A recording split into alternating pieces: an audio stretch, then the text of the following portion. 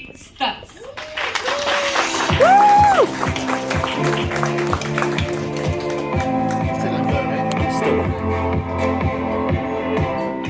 Thank you so much. Thank you to New York Moves for this opportunity. I also want to thank Gilead Sciences and the amazing Karika Sampson for nominating me, unbeknownst to me, as well as Real Chemistry and the HBA.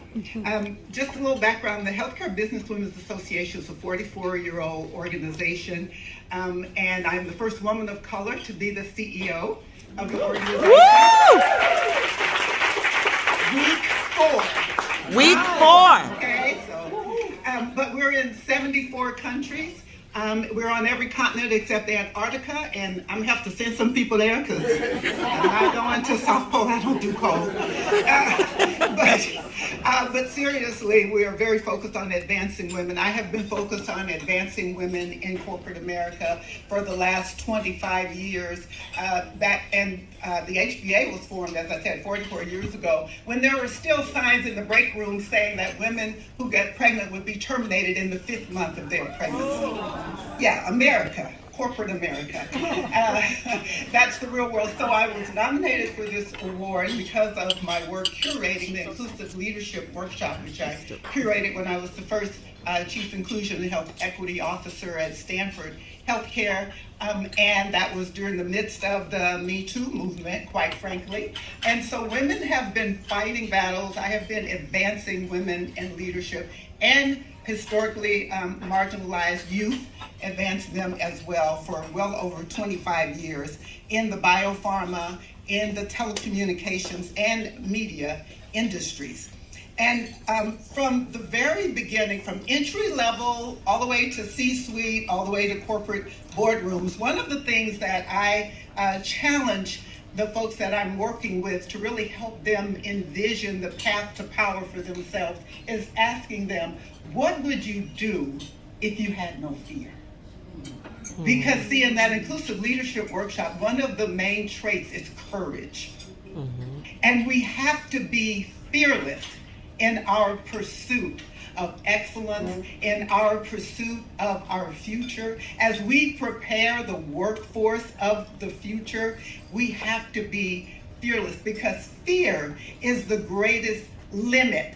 When we don't, you heard folks talking about imposter syndrome, and all of that ties back to fear. If you've ever heard me speak, you know, you will hear me say, I hate the term fake it till you make it.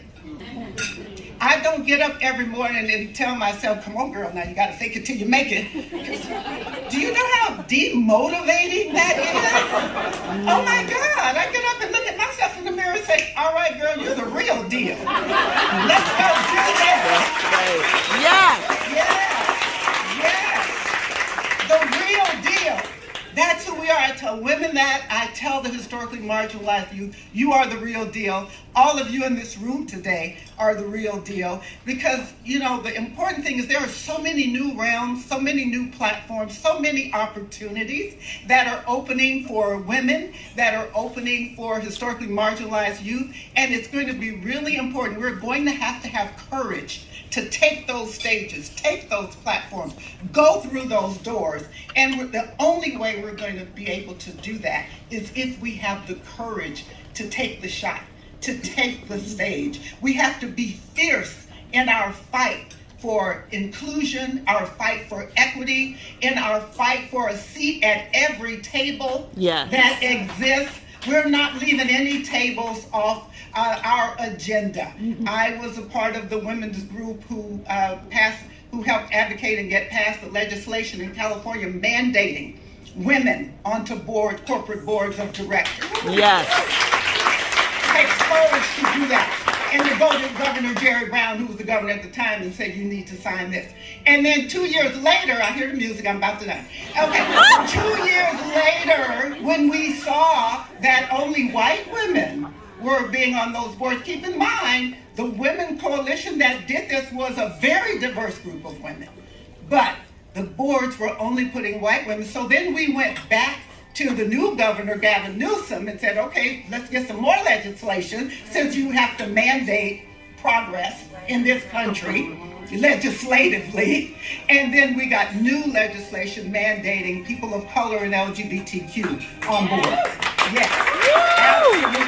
So this is what we have to do. We have to have that courage. We have to fight. And there are all these new platforms, but we also need to be fierce in our fight for our future and the future of the next generation.